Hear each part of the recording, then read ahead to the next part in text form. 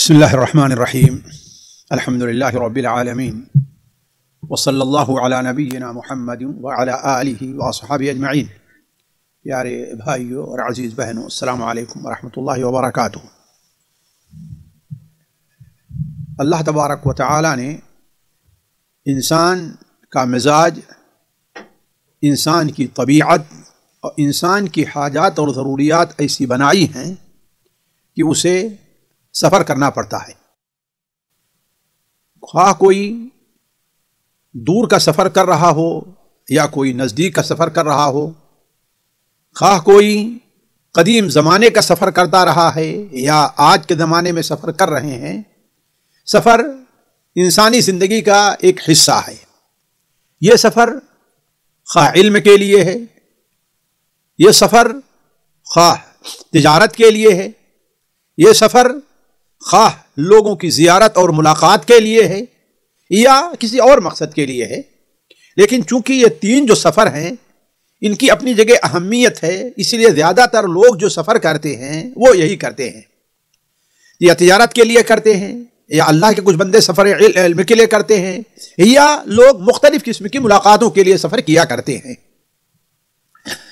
लेकिन मेरी मुराद जो है वो उसी सफ़र से है जो शरई तौर पर जायज़ है, जिस सफ़र की अहमियत अल्लाह ताला ने कुरान मजीद में भी जिक्र की है और हदीस रसूल में पाई जाती है, और जिस मुसाफिर के हुकूक अल्लाह ताला ने कुरान मजीद में बयान किए हैं और रसूल के हदीसों में भी हैं, मेरी मुराद उस सफ़र से है। पहले एक बात मैं यहाँ पर जिक्र कर दूँ कि देखिए, बहुत सी ऐसी चीज़ें हैं जो हम और आप करते हैं और उस करने का मकसद कभी इंसान की अपनी तबीयत होती है, या माशरा हुआ करता है, या ये है कि इंसान उसे हुस्न अखलाक में तसव्वुर करता है। लेकिन अगर यही चीजें इंसान करते हुए ये तसव्वुर करे कि हाँ ये अल्लाह ताला का हुक्म है, इस चीज का अल्लाह ताला की तरफ से हमें मुतालबा है, हमसे मुतालबा है, तो यही चीज जो आदत है, यही चीज हमारे लिए इबादत बन सकती है और हम बहुत बड़े अजर के मुस्तहिक ठहरते हैं एक तरफ। दूसरी तरफ अगर हमने इसे तसव्वुर किया, अगर खालिस हमारा मकसद तबीयत रहा या माशरा माहौल रहा, तो उसमें बसा औकात हमारे ऊपर सुस्ती और काहिली तारी होगी और हम उस काम से पीछा छुड़ाना चाहेंगे। लेकिन अगर हमारे तसव्वुर में रहे कि यह अल्लाह ताला का हुक्म है, ये हमारे ऊपर ये हक है, खा ये हक के वाजिब है या हक के मुस्तहब है, हम ये करके सामने वाले पर कोई एहसान नहीं कर रहे हैं, हम ये कह करके अपने रब अल्लाह ताला को राजी कर रहे हैं और हम अल्लाह तबारक व तआला या अल्लाह के रसूल का एक हुक्म बजा ला रहे हैं, तो उस अमल की नौइयत करने के लिहाज से भी, उसमें हुस्न पैदा करने के लिहाज से भी और निशात और चुस्ती के लिहाज से भी उसके अंदर उसकी अहमियत बढ़ जाएगी। तो खुलासा यह है कि अल्लाह तबारक व तआला ने हमारे ऊपर जो बहुत से हुकूक रखे हैं उनमें से एक जात मुसाफिर है, जिसके हुकूक भी हमारे ऊपर अल्लाह ताला ने रखे हैं। यह हक किस कदर अहम है, सिर्फ उसको एक हदीस से हम आपके सामने उसकी अहमियत को बयान करते हैं और फिर आगे उससे मुताल्लिक काफी बातें आएगी। इमाम अबू दाऊद रहमहुल्लाह अपनी किताब सुनन में, इमाम अहमद हंबल रहमहुल्लाह अपनी किताब मुस्नद अहमद के अंदर, इमाम अबू याला अपनी किताब मुस्नद अबू याला में हज़रत अबू सईद खुदरी रज़ियल्लाहु तआला अन्हु से नकल करते हैं कि नबी करीम सल्लल्लाहु अलैहि वसल्लम ने इरशाद फरमाया, ला तहिल्लु सदका, सदका मुराद ज़कात है, ज़कात जायज़ नहीं है मगर तीन आदमी के लिए। गोया ये आप ये बता रहे हैं कि ज़कात का मामला महदूद है, ये नहीं कि इंसान जहां चाहे जैसे चाहे खर्चा करे, नहीं, वो एक महदूद है। आपने यहां तीन चीज का जिक्र फरमाया, एक कौन है, फी सबीलिल्लाह, अल्लाह ताला के रास्ते में, यानी मुजाहिदीन हैं, मुराबितीन हैं, सरहद के ऊपर पहरा दे रहे हैं, इस्लामी ममलकत है उसकी हिफाजत कर रहे हैं, और उनके लिए गवर्नमेंट की तरफ से या किसी तरफ से तनख्वाह मुतय्यन नहीं है, तो अब उनको ज़कात दी जा सकती है। और दूसरे नंबर पर रखा आपने वब्नि सबील, और मुसाफिर को, यानी गोया कि अल्लाह के रसूल सल्लल्लाहु अलैहि वसल्लम ने या अल्लाह ने शरीयत में मुसाफिर की अहमियत दी है یا اس کا ایک حق اتنا دیا ہے کہ اگر تمہارے پاس اور کچھ نہیں ہے، زکوٰۃ کے مال ہی سے کیوں نہ اس کی مدد کرنی پڑے، اس کا حق ادا کر، تمہیں یہ چیز کرنی ہوگی۔ اور تیسرا، یہ ایک شخص ہے کہ اس کا پڑوسی ہے اور غریب اور مسکین ہے، زکوٰۃ کا حقدار ہے، اس کو اس نے زکوٰۃ دیا۔ اب اسی زکوٰۃ کو وہ شخص اپنے پڑوسی یعنی زکوٰۃ دینے والے کو اسی سے کوئی چیز بطور ہدیہ کے پیش کر رہا ہے، تو یہ گویا کہ زکوٰۃ اس کے لیے کھانا جائز ہو گئی۔ کیوں؟ اس لیے کہ ایسی جگہ پہنچ گئی جہاں سے وہ حلال ہو گئی، یعنی اس نے اسی پیسے سے کوئی ہدیہ اور تحفہ خریدا اور آپ کو لا کر کے دے دیا، کھانا کھلا دیا، جیسا کہ حدیثوں میں اس کی دلیل موجود ہے، اب اس طرف نہیں جانا چاہتا، صرف یہ بتانے کے لیے کہ اللہ تبارک و تعالی نے زکوٰۃ کے مال میں مسافر کا بھی حق رکھا ہے، اس سے اس کا اندازہ ہوتا ہے۔ اب مسافر کے حقوق کیا ہیں؟ ان میں سے چند حقوق میں آپ کے سامنے رکھتا ہوں، اور یہ بات تفصیل سے بلکہ ٹو دی پوائنٹ یعنی نکات کی شکل میں آپ کے سامنے رکھتا ہوں، اس لیے کہ تفصیل کے لیے جو ہے بڑا وقت درکار ہے۔ پہلی چیز جو پہلا حق مسافر کا ہے، التودیع، یعنی اسے رخصت کرنا، اسے الوداع کہنا۔ یعنی یہ نہیں ہے کہ ہمارا کوئی چاہے ہمارے گھر کا کوئی آدمی ہے یا کوئی آدمی ہمارے یہاں مہمان آیا ہے، وہ مسافر جا رہا ہے، ہمارے پڑوس کا کوئی ہے، یہ نہیں کہ ہم اپنے کمرے میں بیٹھے ہاں ٹھیک ہے چلو وعلیکم السلام۔ یہ بسا اوقات ایک عام سفر ہو، قریب کا ہو، اپنا بچہ ہے تو الگ مسئلہ ہے، لیکن ایک مسافر آ رہا ہے تو آپ کا حق بنتا ہے کہ آپ اپنی جگہ سے اٹھیں اور اسے الوداع کہنے جائیں۔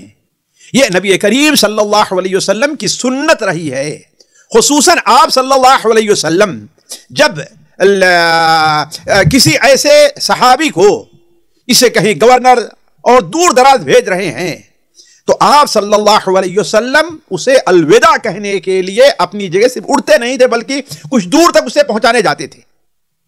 صرف ایک مثال میں دیتا ہوں، ورنہ مثالیں بہت ہیں، حضرت ابو عبیدہ کا واقعہ، حضرت معاذ بن جبل کا، لیکن یہاں صرف مسند احمد سے اور صحیح ابن حبان سے حضرت معاذ بن جبل رضی اللہ تعالیٰ عنہ کا واقعہ لیجیے۔ وہ بیان کرتے ہیں کہ اللہ کے رسول صلی اللہ علیہ وسلم نے مجھے جب یمن کی طرف بھیجا تو میرے ساتھ آپ صلی اللہ علیہ وسلم چلے کچھ دیر کے لیے، اور یہ بھی دیکھیے ایک مسافر کی تقریم، حضرت معاذ بن جبل سواری کے اوپر ہیں اور اللہ کے رسول صلی اللہ علیہ وسلم پیدل چل رہے ہیں، نصیحت کر رہے ہیں، وصیت کر رہے ہیں، حتیٰ کہ آپ صلی اللہ علیہ وسلم نے آخر میں ایک بات کہی جس سے حضرت معاذ رضی اللہ تعالی عنہ آواز سے رونا شروع کر دیے۔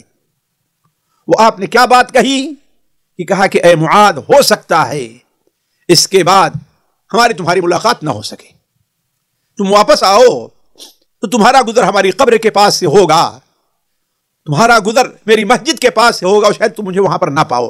لیکن ایک لمبی حدیث ہے، وہ میں حدیث نہیں ذکر کرنا چاہتا پوری، لیکن صرف یہ بتانے کے لیے کہ نبی کریم صلی اللہ علیہ وسلم، اسی لیے علماء اپنی کتابوں میں لکھتے آئے ہیں کہ مہمان ہے یا مسافر ہے اسے کم سے کم دروازے تک چھوڑنے آنا، دروازے تک۔ ہم کیا کرتے ہیں، یہ ایک بہت کوئی اہم مسافر ہمارے یہاں آ گیا جس کی ہم بڑی عزت تکریم کرتے ہیں، اس کے لیے تو ہم ایسا کرتے ہیں، لیکن اگر کوئی عام مسافر آ گیا، یہاں آدمی سفر پر جانے لگا تو ہم اس طرح توجہ نہیں دیتے، لیکن بتا رہے کہ ایک سنت ہے۔ یہ تو پہلا حق ہے مسافر کا کہ اسے الوداع کہنا۔ دوسرا اور بہت اہم ہے، اور اس سلسلے میں ہمارے یہاں کوتاہی ہے، وہ کیا ہے؟ مسافر کو دعائیں دینا اور مسافر کو الوداع کہنا، یہ بھی مسافر کا حق ہے، اور نبی کریم صلی اللہ علیہ وسلم کی سنت رہی ہے۔ حضرت سالم بن عبدہ، صحیح بخاری وغیرہ میں روایت ہے، لیکن یہاں میں سنن ترمذی سے نقل کر رہا ہوں، حضرت سالم ابن عبداللہ بیان کرتے ہیں کہ عبداللہ ابن عمر رضی اللہ تعالی عنہ جب کوئی شخص سفر کا ارادہ کرتا تو اسے کہتے قریب آؤ، میرے قریب آؤ، اور اسے قریب کر کے اس کا ہاتھ پکڑتے اور کہتے میں تمہیں اسی طرح رخصت کر رہا ہوں جس طرح نبی کریم صلی اللہ علیہ وسلم ہم لوگوں کو رخصت کیا کرتے تھے، اور آپ کہتے تھے استودع اللہ دینک و امانتک و خواتیم عملک۔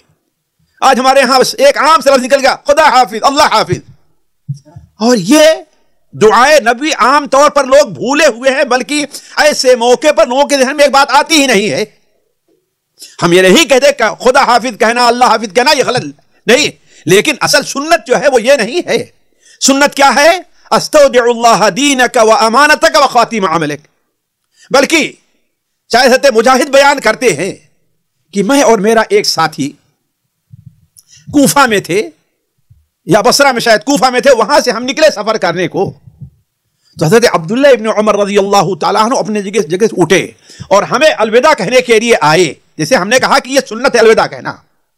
اور جب جدا ہونے کا وقت آیا تو کہا کہ دیکھو میرے پاس کوئی ایسی چیز نہیں ہے جو میں تمہیں بطور ہدیہ کے دوں، البتہ میں تمہیں نبی کریم صلی اللہ علیہ وسلم کی دعا دیتا ہوں کہ آپ نے فرمایا ہے کہ آپ مسافر کو رخصت کرے تو کہتے تھے استودعکما، پھر کیا کہا؟ استودعکم اللہ دینکما و امانتکما و خواتیم عملکما.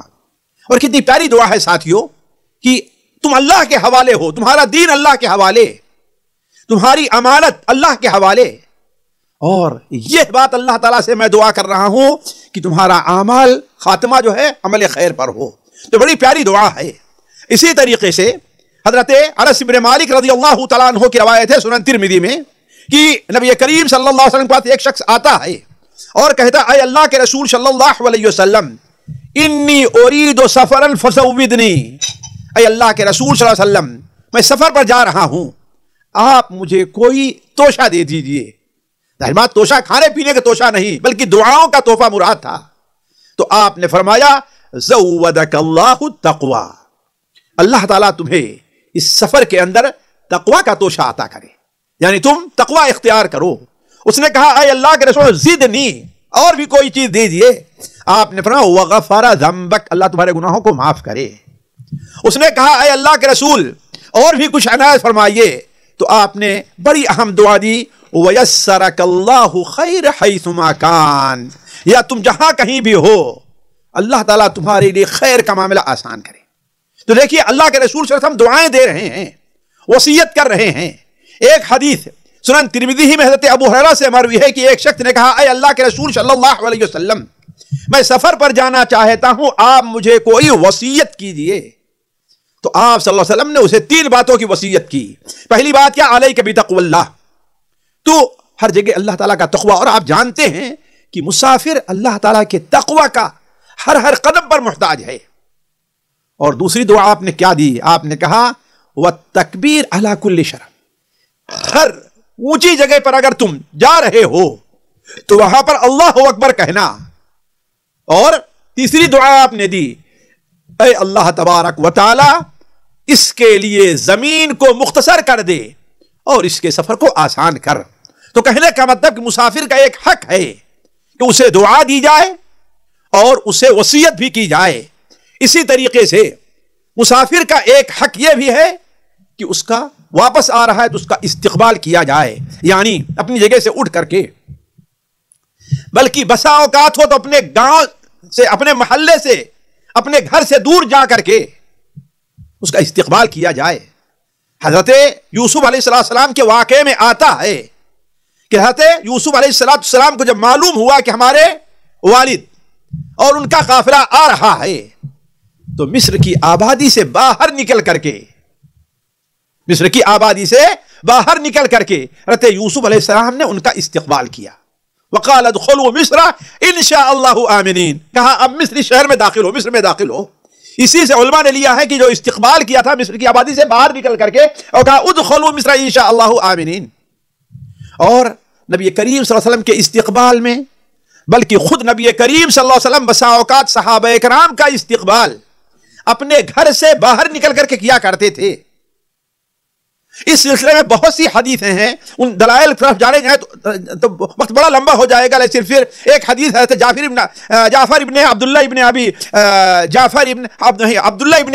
عبداللہ ابن ابی طالب وہ بیان کرتے ہیں کہ ایک بار نبی کریم صلی اللہ علیہ وسلم سفر سے آ رہے تھے تو چونکہ یہ آپ کے چچا حضرت جعفر کے بیٹے تھے عبداللہ ابن جعفر، تو بچے آپ کے گھر والے استقبال کے لیے چلے تو مجھے بھی لے جایا گیا اس لیے کہ چھوٹے تھے. اور سب سے پہلے ہم نے آپ کا استقبال کیا تو آپ نے مجھے آگے بیٹھایا، آپ نے سواری ہی پر اٹھا کر کے، اور پھر اس کے بعد آپ کا کوئی نواسا حضرت فاطمہ کا بیٹا، یہ حدیث صحیح مسلم میں ہے، کوئی حسن ہے یا حسین ہے، وہ پہنچے تو آپ نے انہیں اپنے پیچھے بیٹھا لیا. تو اسی طریقے سے نبی کریم صلی اللہ علیہ وسلم جب حضرت جعفر رضی اللہ تعالی عنہ ہجرت سے واپس آ رہے تھے تو آپ صلی اللہ علیہ وسلم نے آگے بڑھ کر کے ان کا استقبال کیا. ایک بار مائی عائشہ بیان کرتی ہیں کہ اللہ کے رسول صلی اللہ علیہ وسلم سنن ترمذی میں زید بن حارثہ ایک بار کہیں سفر سے آئے، آپ صلی اللہ علیہ وسلم میرے گھر میں تھے. جیسے گھر میں انسان صرف تہبند میں رہتا، اپنے کپڑے وغیرہ اتارے رہتا ہے، تو دروازہ انہوں نے کھٹکھٹایا، معلوم ہوا تو کہا آپ نے انتظار بھی نہیں کیا کہ اپنا کپڑا پہنے، جو تہبند باندھے تھے وہی اپنے کپڑے کو گھسیٹتے ہوئے آپ آگے بڑھ کے دروازہ کھولے، انہیں چمٹا لیا، انہیں بوسہ دیا. تو کہنے کا مطلب یہ ہے کہ مسافر کا ایک حق یہ ہے کہ ہم اس کا استقبال بھی کریں. اس سلسلے میں بہت سی حدیثیں موجود ہیں. اسی طریقے سے ساتھیوں ایک اور عام بڑا اہم حق ہے کہ مسافر کے ساتھ حسن سلوک سے پیش آیا جائے، اور یہ اللہ تعالیٰ نے یہ حق اس کا قرآن مجید میں بیان کیا ہے. سورہ نساء میں اللہ تعالیٰ فرماتا ہے وَاعْبُدُوا اللَّهَ وَلَا تُشْرِكُوا بِهِ شَيْئًا وَبِالْوَالِدَيْنِ إِحْسَانًا وَبِذِي الْقُرْبَى وَالْيَتَامَى وَالْمَسَاكِينَ وَابْنَ السَّبِيلِ، یعنی والدین کے ساتھ حسن سلوک کرو، قرابت داروں کے ساتھ، یتیموں کے ساتھ، مسکینوں کے ساتھ، والجار ذی القربى والجار الجنب وابن السبیل. بلکہ حضرت عبداللہ ابن عباس رضی اللہ تعالیٰ عنہ کا قول ہے کہ اگر کوئی مسافر تمہارے ساتھ سفر کر رہا ہے تو اس کا دو حق تمہارے اوپر ہوتا ہے. ایک حق تو یہ ہے کہ تمہارے پڑوس میں بیٹھا ہوا ہے، اور دوسرا حق یہ ہے کہ وہ مسافر ہے. اس نقطے کے اوپر غور کریں کہ اسلام اس سلسلے مسافر کو کتنا حق دیتا ہے. یعنی آپ بھی سفر میں ہے، وہ بھی سفر میں ہے، لیکن آپ کے پڑوس میں ہے، بغل میں بیٹھا ہے، بغل کی سیٹ پر بیٹھا ہے، سامنے والی سیٹ پر بیٹھا ہے. تو حضرت عبداللہ بن عباس کہتے ہیں کہ اس کا دو حق تمہارے اوپر ہے. ایک حق تو یہ ہے کہ تمہارے بغل میں پڑوس کی حیثیت تمہارا ساتھ سفر کر رہا ہے، ایک. اور دوسرا حق کیا ہے؟ دوسرا حق یہ ہے کہ وہ مسافر ہے، تو اس کا اس طریقے سے تمہارے اوپر حق بنتا ہے. ساتھیو حسن سلوک جو ہے ایک بڑا عام سا لفظ ہے. اگر آپ اس پر غور کریں تو اس کے ضمن میں بہت سے حقوق آتے ہیں، یا اس حق کا تقاضا یہ ہے کہ بندہ، مثال کے طور پر اگر ایک مسافر ہے وہ راستہ بھول گیا ہے، یا راستہ بھولا نہیں جا رہا ہے لیکن مزید تاکید کے لیے آگے کی صحیح رہنمائی کے لیے آپ سے راستہ پوچھتا، دونوں صورتیں ہوں، دونوں صورتیں پائی جائیں، تو ایسی صورت میں اس کے ساتھ حسن سلوک کا تقاضا یہ ہے کہ ہم اسے صحیح رہنمائی.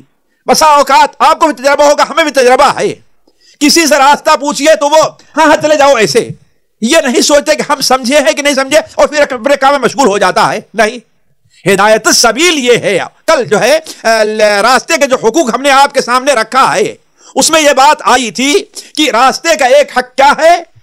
راستہ بتانا، صحیح رہنمائی کرنا.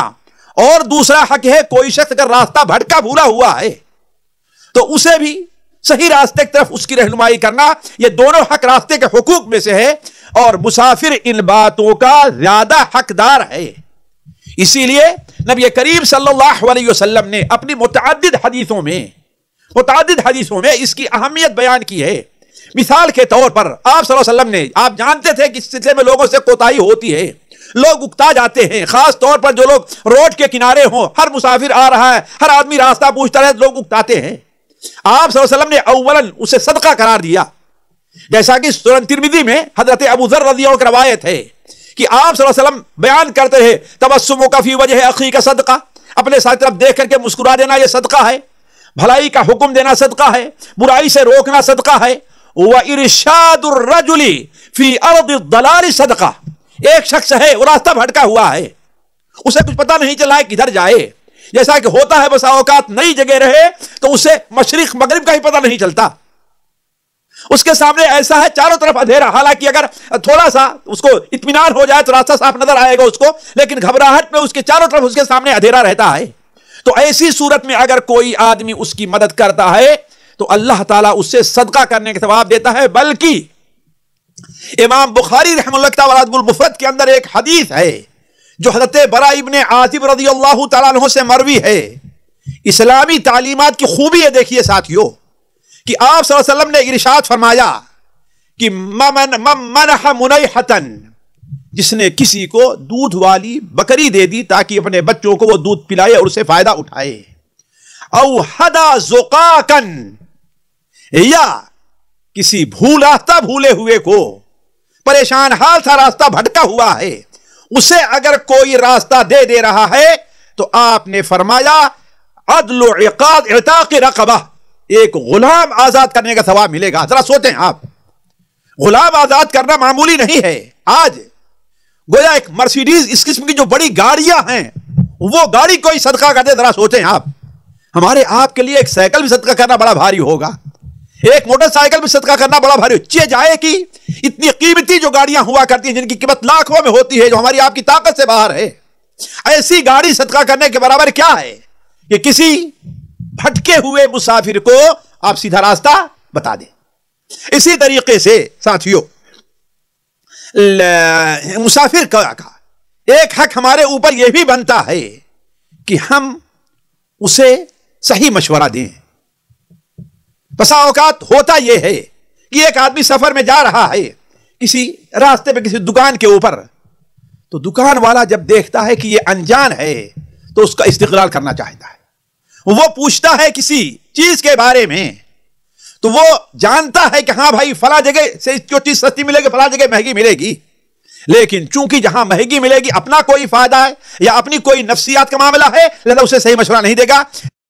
نبی کریم صلی اللہ علیہ وسلم کی حدیث ہے کہ المستشار مؤتمن، جسے مشورہ کیا جائے وہ امانت دار ہونا چاہیے، اور ظاہر بات ہے ایک اجنبی آدمی ہمارے اس مشورے کا زیادہ حقدار ہے۔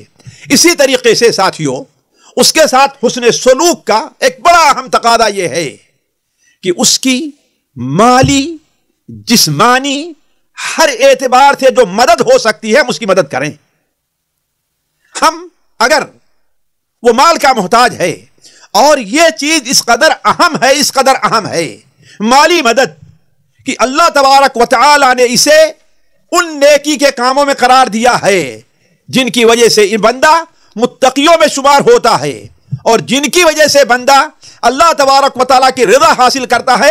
اللہ تبارک و تعالیٰ ارشاد فرماتا ہے لیس البر ان تولوا وجوہکم قبل المشرق والمغرب ولکن البر من آمن باللہ والیوم الآخر والملائکۃ والنبیین وآتى المال على حبه ذوي القربى واليتامى والمساکین وابن السبیل۔ تو بر، نیکی کا کام کیا ہے؟ اسی طریقے سے اللہ تبارک و تعالی نے مسافر کی مالی مدد کی وہ اہمیت دی ہے کہ مال غنیمت جو مسلم فوج کو حاصل ہو، صرف یہی نہیں ہے کہ اسے فوجی آپس میں بانٹ لیں، نہیں، ان میں اللہ تبارک و تعالی نے دیگر حاجت مند لوگوں کے ساتھ ساتھ مسافر کا بھی حق رکھا ہے، اگرچہ مسافر اپنے گاؤں میں اپنے شہر میں مالدار ہی کیوں نہیں ہے، لیکن یہاں پر مال غنیمت میں اس کا حق رکھا ہے، جیسا کہ اللہ تعالیٰ نے فرمایا ہے وَاعْلَمُوا أَنَّمَا غَنِمْتُم مِّن شَيْءٍ، 10ویں پارے کے شروع میں آخر میں کیا ہے؟ فَإِنَّ لِلَّهِ خُمُسَهُ وَلِلرَّسُولِ وَلِذِي الْقُرْبَى وَالْيَتَامَى وَالْمَسَاكِينِ وَابْنِ السَّبِيلِ، مسافر کا بھی ہے۔ حتیٰ کہ جیسا کہ بھی ہم نے شروع میں آپ کے سامنے رکھا کہ مال زکوٰۃ میں بھی اللہ تعالیٰ نے مسافر کا حق رکھا ہے، اور قرآن مجید میں اللہ نے اس کو بیان کیا صدقات للفقراء والمساکین والعاملین علیہا والمؤلفۃ قلوبہم، آخر میں وابن السبیل فریضۃ من اللہ، یعنی گویا مال زکوٰۃ میں سے مسافر کو بھی دینا یہ تمہارے اوپر اللہ تعالیٰ کا فریضہ ہے اگر وہ حاجت مند ہے تو۔ اسی طریقے سے ساتھیوں، مال غنیمت کی ایک صورت مال فے کی ہے، مال فے کی ہے، یعنی وہ مال جو دشمن سے بغیر لڑائی کے حاصل ہو، لڑائی کے بعد حاصل ہو اسے مال غنیمت کہا جاتا ہے، اور بغیر لڑائی کے حاصل ہو اسے مال فے۔ اس میں بھی اللہ تعالیٰ نے جیسا کہ سورہ حشر کے اندر ہے ابن السبیل یعنی مسافروں کا حق رکھا ہے، ما افاء اللہ علی رسولہ منہم من اہل القری فللہ وللرسول ولذی القربى والیتامى والمساکین وابن السبیل۔ خیر ساتھیو، یہ موضوع تو بڑا لمبا ہے کہ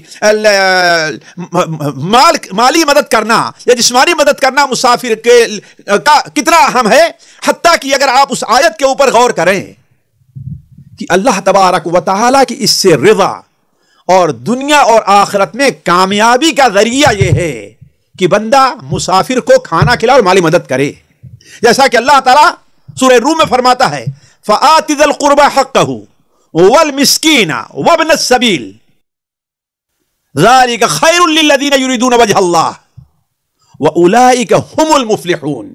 یہی لوگ کامیاب ہیں۔ حتیٰ کہ ساتھیوں میں سوچ رہا تھا کہ اللہ تبارک و تعالی نے من ضمن مال، دیکھیے مال کا جو صدقہ ہے یہ دنیاوی مصائب کو ٹالنے میں شاید دیگر عبادات سے بڑا، اگر زیادہ نہیں تو دیگر اہم عبادات کا مقابلہ کرتا ہے، جن کے ذریعے اللہ تعالیٰ مصیبتوں کو ٹالتا ہے۔ بلکہ بلا اور مصیبت کو ٹالنے میں صدقہ اور خیرات کی جو اہمیت ہے وہ کسی اور چیز کی شاید عبادت کی، نماز روزہ وغیرہ کی نہ ہو۔ اور یہ صدقہ، ان میں اللہ تبارک و تعالی نے مسکین کا بھی حق رکھا ہے۔ مثال کے طور پر وہ قصہ جو صحیح مسلم کے اندر ہے اس کے اوپر آپ غور کریں۔ حضرت ابو سعید خدری کی روایت ہے کہ ایک شخص راستے میں جا رہا تھا تو ایک بدلی دیکھا اور بدلی سے آواز آتی ہے اسق حدیقۃ فلان، فلاں کے باغ کو سیراب کرو۔ بڑا تعجب ہوا کہ آواز کہاں ہے، دائیں بائیں دیکھتا ہے تو اوپر دیکھتا ہے کچھ نہیں، پھر کیا دیکھتا ہے کہ وہ بدلی ایک چٹیل میدان طرف جاتی ہے، وہاں پر برستی ہے اور وہاں سے نالی تھی، وہ پانی بہہ کر کے کہیں جا رہا ہے۔ اسے تعجب ہوا اور اس راستے پر چلتا گیا، یہاں تک کہ پہنچا، پانی کے ساتھ ساتھ دیکھا کہ ایک بزرگ ہیں ایک کھیت کے اندر فاوڑا لے کر کے، کدال وغیرہ لے کر کے پانی کو برابر کر رہے ہیں۔ وہاں کھیت کے کنارے کھڑے ہو کر پوچھتا ہے حضرت آپ کا نام کیا ہے؟ تو اپنا نام بتایا، بالکل وہی نام جو نام اس نے بدلی سے سنا تھا۔ یہ حدیث صحیح مسلم کے اندر ہے۔ تو پھر اس نے پوچھا کہ آخر آپ بھائی میرا نام کیوں پوچھ رہے ہیں؟ تو کہا کہ یہ جس بدلی کا پانی ہے، اس بدلی سے ہم نے آپ کا نام سنا ہے، آخر وجہ کیا ہے؟ پاس پڑوس کے سارے کھیت سوکھے ہوئے ہیں لیکن آپ کو پانی مل رہا ہے۔ تو انہوں نے کہا اگر تم نے پوچھ ہی لیا ہے تو دیکھو میں اپنی اس کھیت جو پیداوار ہوتی ہے اس کے 3 حصے کرتا ہوں، ایک حصہ اپنے اہل و عیال کے لیے، دوسرا حصہ دوبارہ اس میں ڈالنے اور اس کے کام کے لیے، اور تیسرا حصہ میں مسکینوں پر، بھکاریوں پر اور مسافروں پر خرچ کرتا ہوں، بھکاریوں پر اور مسافروں پر خرچ کرتا ہوں۔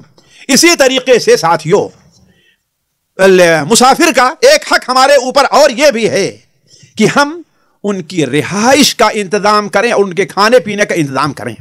یعنی اگر کسی آبادی میں داخل ہوا، وہاں ہوٹل نہیں ہے، وہاں سرائے مسافر خانہ نہیں ہے، کھانے پینے کے ہوٹل نہیں ہیں، یا ہیں لیکن مسافر کی مالی حالت کمزور ہے کہ وہ ہوٹلوں میں نہیں ٹھہر سکتا، خاص طور پر آج کل مہنگائی کے زمانے میں، تو ایسی صورت کے اندر ہمارے اوپر یہ فرض بنتا ہے کہ ہم اس کے کھانے پینے اور حتی الوسع اپنی وسعت کے مطابق اس کی رہائش وغیرہ کا انتظام کریں۔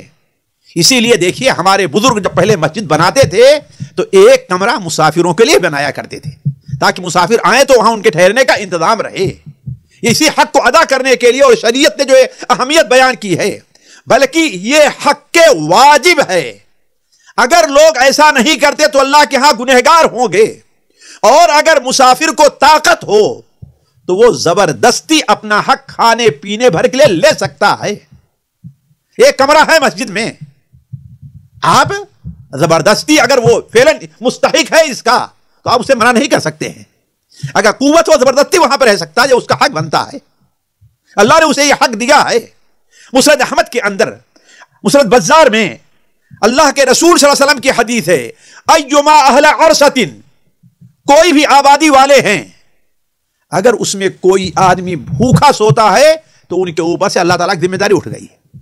بلکہ وہ حدیث سنن ابو داؤد وغیرہ میں ہے، وہ حدیث بھی ذہن میں رکھنے کی ہے کہ آپ صلی اللہ علیہ وسلم نے ارشاد فرمایا ایما رجل ضاف قوما، جو مرد بھی کسی قوم کے ہاں بطور مہمان کے جاتا ہے اور وہ لوگ اس کی مہمانی کا سامان نہیں کرتے، ظاہر بات ہے یہ عموماً مسافر ہی ہوگا، ورنہ عام جان پہچان جو مہمان آتے وہ تو ہر آدمی ان کا کرتا ہے۔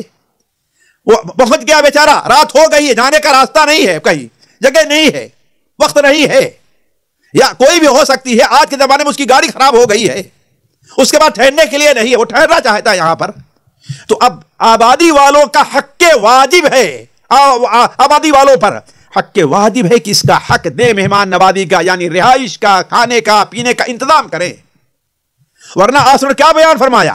جو شخص کسی قوم کے پاس بطور مہمان کے جائے اور وہ اس کی مہمان نوازی نہ کریں تو اس کے لیے جائز ہے کہ مہمان نوازی کے بجائے زبردستی اسے لے سکتا ہے، چھین کر دے سکتا ہے، چوری کر کے لے سکتا ہے انشاءاللہ. اسی طریقے سے مسافر کا ایک حق یہ بھی ہے، اور یہ حق سمجھیے کہ بسا اوقات وجوب کی حد تک پہنچے گا کہ اس کی حمایت کی جائے اور اس کی حفاظت کی جائے.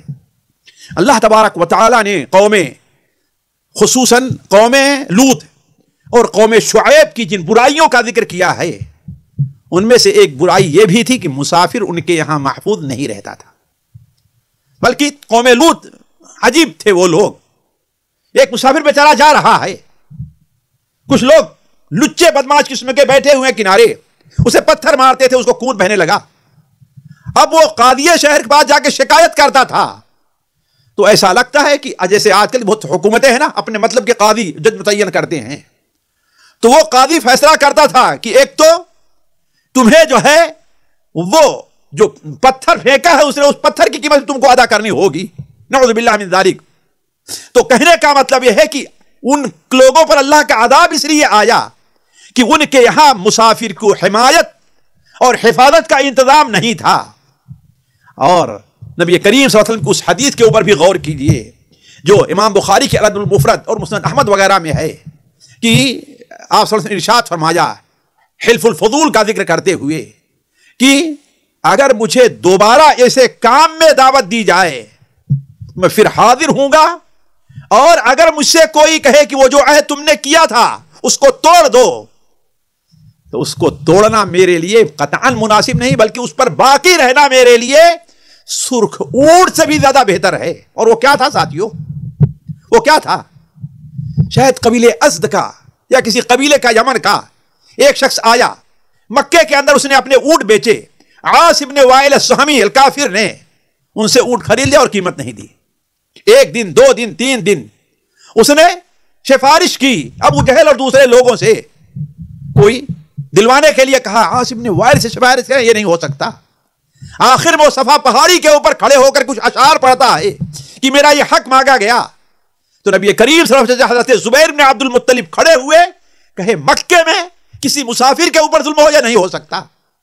چنانچہ اس وقت انہوں نے چند قبائل کو اکٹھا کیا ندوہ کے پاس، وہاں لا کر خوشبو رکھی گئی اور ہر ایک نے اس میں ہاتھ ڈال کر کے کہا کوئی بھی مسافر یہاں پر آئے گا تو ہم اس کی حمایت کا حق ضرور ادا کریں گے.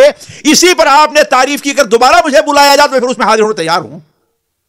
اور آخر میں اس سلسلے میں مسافر کے حق کے سلسلے میں ایک حدیث بیان کر کے میں اپنی بات ختم کر رہا ہوں.